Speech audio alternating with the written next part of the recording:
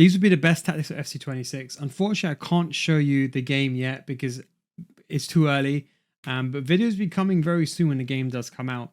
I played the game early and I got a bit of an inclination on what's coming up. Now, I will tell you that formations and tactics are the same.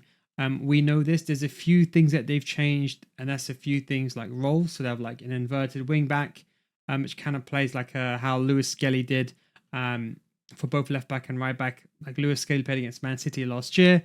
And then we have a new CDM role called a box crasher. Now, I think this will elevates the 4-2-1-3 into a different level. I'd probably say here you're looking at 4-2-1-3 being top three formations again. One thing I would say is if you're playing something like a 4-4-1-1, and this will only apply for anyone that's really below elite division, this one is what I'm referring to. I would say, look, I'm not saying don't use it. I think it's a very good formation, but this is more of a formation. It's very similar to the 4-2-1-3, but without those CDMs, you need to have that ability to defend. The benefit of 4-2-3-1 is now they sit deeper, so you have that defensive. So defensively, you're fine. But of course, the main thing with the 4-2-1-3 is now with the box crasher, these players can go forward. So if you're asking me, the best formation you should use when the game comes out is a 4-2-1-3. You may have seen some of my squad builders, and yes, I know it's quite hard to find players like CDMs in the Premier League. You can see some of the squad builders on my channel, but we'll go through it. So remember the build-up style, I still would recommend counter. Let's see how AI attack is. They're going to make a new patch. They've mentioned they're going to be nerfing low drivens. So let's see how AI attack is, but leave this on counter. Now, the approach, I probably would go balanced. As I mentioned to you, this is the time to be conservative. I know this worked in FC25, but go towards 50. You're going to be playing with gold players. If you've been playing the gold to gritty, you should, if you listen to my advice, you should have been at this level now where you're used to gold players. But gold to gritty was a good way to transfer your ability without there being too much of a drop from having a top tier 980 players to going to like now it's subpar 80 players. But definitely go with balance. We don't know if high is going to be affected next year. And of course, from what we know in the database, stamina is quite hard to get in some of these players. Now, what about the attacking roles? What do you go with? The new versatile roles? People ask me, oh, is it worth putting so you can now have like a focus being versatile? It basically just means that they do a bit of everything. Just think of it like just a balanced focus. They do a bit of everything in attack. They can sometimes come short, sometimes getting behind. I would say probably inside forward would probably still be the most effective, although I would say winger is actually a very interesting option for those that like wider play. Let's say the meta stabilizes and it's more about going down the wing, recycling the ball back inside the box. That's when you may prefer wingers, or Manu Bashir. You played one on a winger, one on the inside forward. Remember the tactics I made of Manu Bashir? He actually revealed in the end in his 4-4-1-1, he ended up using something like this. Now for the striker, you could go with advanced forward. Probably go with what you know here. The first few days is a good way to experiment, but probably just go with what you know here. The cam, anyone else using shadow striker, consider using playmaker just so you have that player coming back defensively. Now, I would personally go with holding. Now, I know technically deep line playmaker is better, and I think it's true because they technically sit a bit back. But if you're asking me, my advice is put one of them on holding and one of them on deep line.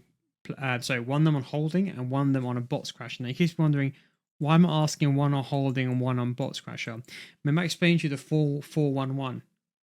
The weakness of that formation was, centre mids, they sit higher up the pitch as opposed to CDMs that sit a bit more further back, and you can switch them easy to defend. With the box crasher, you're going to have one of the CDMs basically going forward and joining the attack.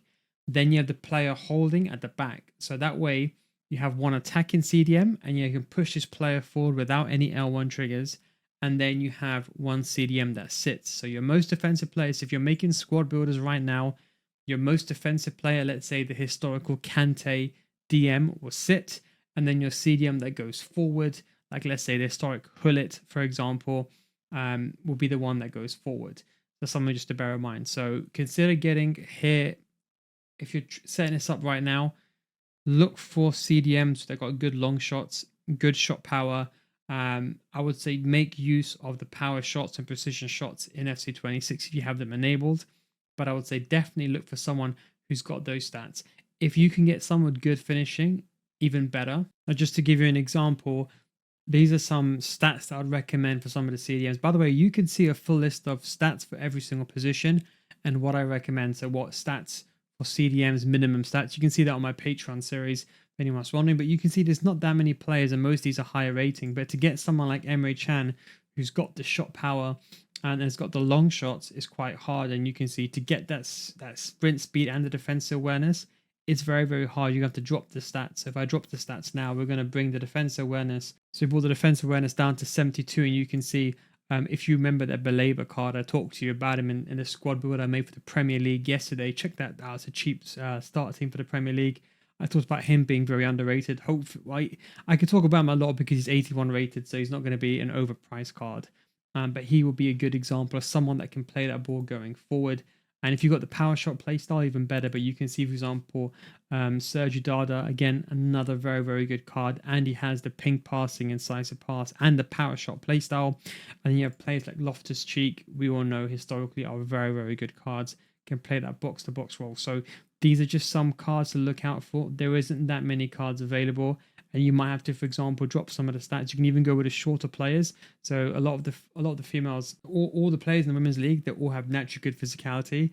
But someone like Telly, she's very good. She's got 83 shot power, 83 long shots, and 80 defense awareness. If you can mix it with another player like Stanway, another good player, she's got the pinged pass as well. So if you can combine some of these players together, or maybe just play them on 2 chemistry, like you can see Mariona, she used to be a striker, but now she's moved down. And Karchawi can now play in centre mid. Pretty insane. But there's only, as I said, a few cards like this. For the fullbacks, I think I may be making a bit of a decision here. I explained to you to use balance. And what I wanted you to do is just get used to having them involved in the attack. But when the game comes out, you would probably want to be trying defend. I would probably advise you to L1 trigger and push these forwards manual yourself, because when the game comes out, no one knows how to play really. No one knows what the meta is. It normally gets established, well, people do know, but it gets established in the first day or so on the higher end scene. Most casuals realize this in 2 weeks. The thing is, pros know when to trigger a player. Like I can tell you, player lock will be absolutely vital for the pro scene if you're asking me. But if you're not doing player lock, you might need, for example, a fullback overlapping. But I would recommend defend first, because my analogy is most people struggle defensively. And I'll tell you this, most people that join my Patreon, says my FC school, just by fixing defense, it can take you to elite division. I tell everyone, you can have a mediocre attack.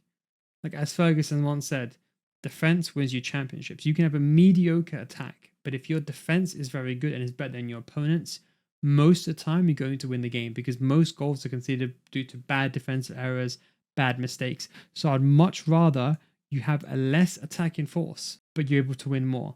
And then when you feel more comfortable as you get used to the game, then you can go ahead and use some of the attacking runs or the inverted wing back. But for now, I'd recommend the L1 triggers. You can actually copy this code in, as you can see just over there.